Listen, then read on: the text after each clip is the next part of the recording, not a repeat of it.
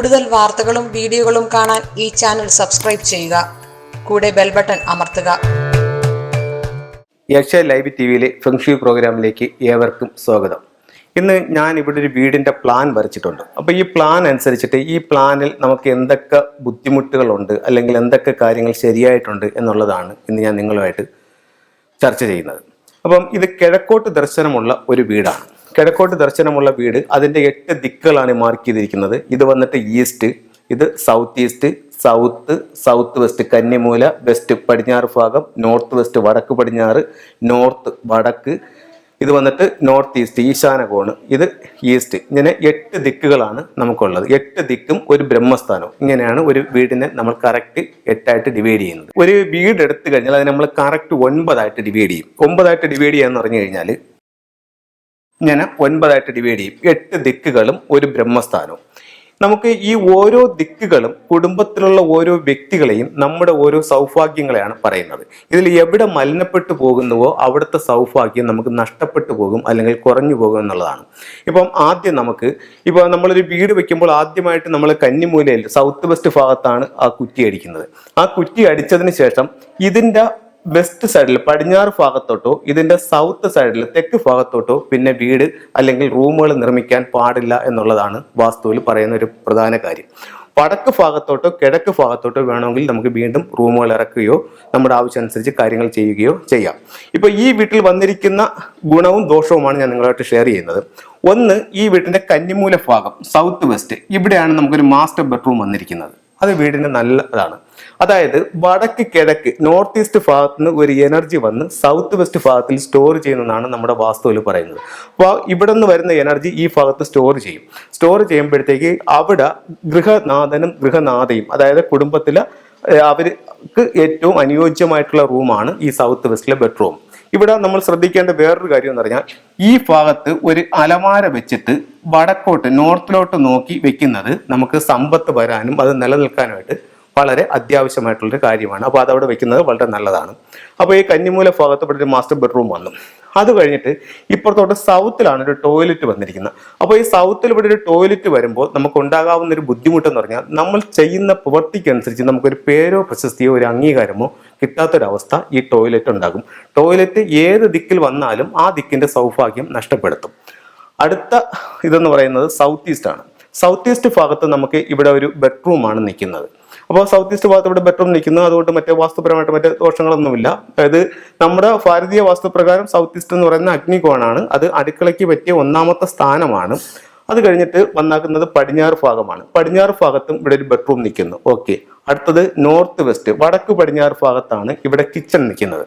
വടക്ക് പടിഞ്ഞാറ് ഭാഗത്ത് കിച്ചൺ നിൽക്കുമ്പോൾ ഫംഗ്ഷൻ പ്രകാരം നമുക്ക് ഗൃഹനാഥന് ഒരു ഉയർച്ച ഉണ്ടാവുന്നില്ല. അപ്പൊ ഞാൻ ഈ പറയുന്ന കാര്യങ്ങൾ നിങ്ങൾ അപ്പാടെ വിശ്വസിക്കേണ്ട കാര്യമില്ല.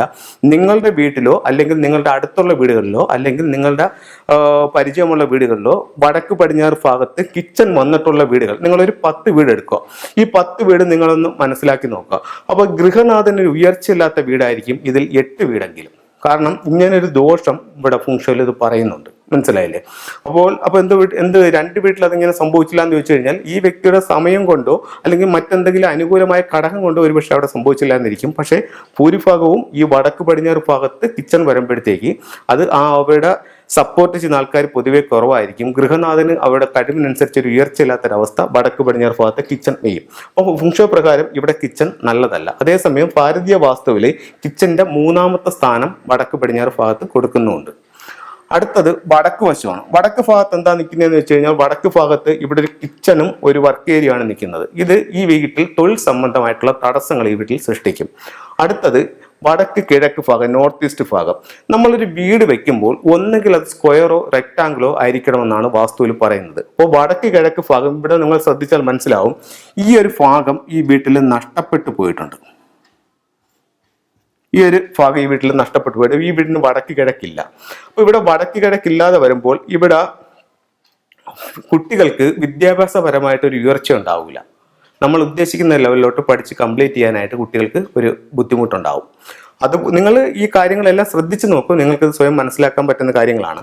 അതിനപ്പുറം ഇതിനകത്ത് പറഞ്ഞേക്കുന്ന വേറെ വാസ്തുപരമായിട്ടുള്ള ഒരു പ്രധാന വിഷയം എന്ന് പറഞ്ഞു കഴിഞ്ഞാൽ ഈ എല്ലാ വീട്ടിലും ഒരു വാസ്തുപുരുഷൻ ഉണ്ടെന്നുള്ളതാണ് സങ്കല്പം. അതിൽ നോർത്ത് ഈസ്റ്റ് ഭാഗത്താണ് വാസ്തുപുരുഷന്റെ മുഖം വരുന്നത്. അപ്പോൾ ഈ മുഖം വരുന്ന ഭാഗം എന്ന് പറയുന്നത് നോർത്ത് ഈസ്റ്റ് ഭാഗം, ഈ തല വരുന്ന ഭാഗം വീട്ടിൽ ഇല്ല. അപ്പം വാസ്തുപുരുഷന്റെ ശിരസ് ഛേദിച്ച വീടാണത്. അപ്പോൾ ഈ വീട്ടിൽ നിന്ന് ശിരസ് ഇല്ലെന്നുണ്ടെങ്കിൽ നമുക്ക് എന്തൊക്കെ ബുദ്ധിമുട്ടുണ്ടാവും എന്നുള്ളത് നമുക്ക് പറയേണ്ട കാര്യമില്ലല്ലോ. അപ്പോൾ അതുപോലെ വടക്ക് കിഴക്ക് ഭാഗം നഷ്ടപ്പെട്ടു പോയ ഒരു വീട്ടിനെ സംബന്ധിച്ച് പല ദുഃഖങ്ങളും ദുരിതങ്ങളും ആ വീട്ടിൽ വരാനുള്ള സാധ്യത വളരെ കൂടുതലാണ്. അപ്പം ഇത് വടക്ക് കിഴക്ക് ഭാഗത്തൊരു പ്രധാന മിസ്റ്റേക്കായിട്ട് ഇത് നിൽക്കുന്നുണ്ട്. അത് കഴിഞ്ഞിട്ട് അടുത്ത 45 ഡിഗ്രി എന്ന് പറയുന്നത് കിഴക്ക് ഭാഗമാണ്. കിഴക്ക് ഭാഗത്താണ് ഇവിടെ വീടിൻ്റെ പ്രധാന വാതിൽ നിൽക്കുന്നത്. അത് ഓക്കെയാണ്. അപ്പോൾ ഇത്രയും കാര്യങ്ങളാണ് ഇതിൽ നല്ലതും മോശവുമായിട്ട് വന്നിരിക്കുന്നത്. അപ്പം ഇത്തരത്തിൽ നിങ്ങളുടെ വീടിൻ്റെ പ്ലാൻ എടുക്കുക. നിങ്ങളുടെ വീടിൻ്റെ പ്ലാൻ എടുത്തിട്ട് ഇത് നിങ്ങൾ ഒന്ന് മനസ്സിലാക്കി നോക്കുക. അപ്പോൾ ഇത്തരത്തിൽ നിങ്ങൾക്ക് എന്തെങ്കിലും ബുദ്ധിമുട്ടുകൾ ഉണ്ടെന്നുണ്ടെങ്കിൽ നിങ്ങൾക്ക് എന്നെ വിളിക്കാവുന്നതാണ്. അപ്പോൾ ഞാൻ ഒന്നുകിൽ നേരിട്ട് വന്ന് അവിടെ നിങ്ങളുടെ വീട് സന്ദർശിച്ചതിന് ശേഷം ഇതിന് കുറച്ചും കൂടെ അഡ്വാൻസ് ആയിട്ടൊരു തിയറി ഉണ്ട്. അഡ്വാൻസ് ആയിട്ട് ഇപ്പം നമ്മൾ ഇങ്ങനെ ഒരു വീട് വെച്ചു. ഇപ്പം ഇത് നമുക്ക് ഒരു വാടക വീട്ടിലാണ് ഇത് നമ്മൾ താമസിക്കുന്നതെന്ന് വെച്ചു. ഈ വീട് നമുക്ക് പൊളിക്കാനോ എടുക്കാനോ ഒന്നും പറ്റില്ല. അവിടെ ആണെങ്കിൽ പോലും ഈ ഫുങ്ഷോ പ്രകാരം നമുക്കിതിനെ കറക്റ്റ് ചെയ്യാനായിട്ട് സാധിക്കുമെന്ന് വെച്ചാൽ ഈ വീടിൻ്റെ ഫേസിംഗ് ഡിഗ്രി എത്രയാണെന്നുള്ളത് എടുത്തുകൊണ്ട് വീടിനെ കറക്റ്റായിട്ട് ഓരോ ദിക്കിലും വരുന്ന നക്ഷത്രങ്ങളും മറ്റുള്ള കാര്യങ്ങളും നോക്കി ചില ടൂൾസുകൾ വെച്ചുകൊണ്ട് നമുക്ക് ഈ വീടിൻ്റെ വാസ്തു പ്രശ്നം പരിഹരിക്കാനായിട്ട് സാധിക്കുന്നതാണ്. അതേസമയം നിങ്ങളൊരു പുതിയ വീട് വെക്കുകയാണെന്നുണ്ടെങ്കിൽ ഈ വീടിൻ്റെ എല്ലാ നിയമങ്ങളും ഉൾക്കൊള്ളിച്ചുകൊണ്ട് വീട് വെക്കുകയാണെന്നുണ്ടെങ്കിൽ ഏറ്റവും നല്ലതായിരിക്കും. വെച്ചുപോയ വീടുകൾക്ക് നിങ്ങൾക്ക് ഫുങ്ഷോ നിങ്ങളെ സപ്പോർട്ട് ചെയ്യുന്നതായിരിക്കും. അതനുസരിച്ച് നിങ്ങൾക്ക് അതിൻ്റെ ആവശ്യമായിട്ടുള്ള ക്രമീകരണങ്ങൾ ചെയ്യുകയാണെന്നുണ്ടെങ്കിൽ നിങ്ങളുടെ പ്രശ്നങ്ങളെ അതിജീവിക്കാനും നല്ലൊരു ജീവിതം മുന്നോട്ട് പോകാനായിട്ട് ഫുങ്ഷോ നിങ്ങളെ സഹായിക്കുന്നതാണ്. നിങ്ങൾക്ക് എല്ലാ ഐശ്വര്യങ്ങളും ഉണ്ടാവട്ടെ എന്ന് പ്രാർത്ഥിച്ചുകൊണ്ട് നിർത്തുന്നു. നന്ദി, നമസ്കാരം.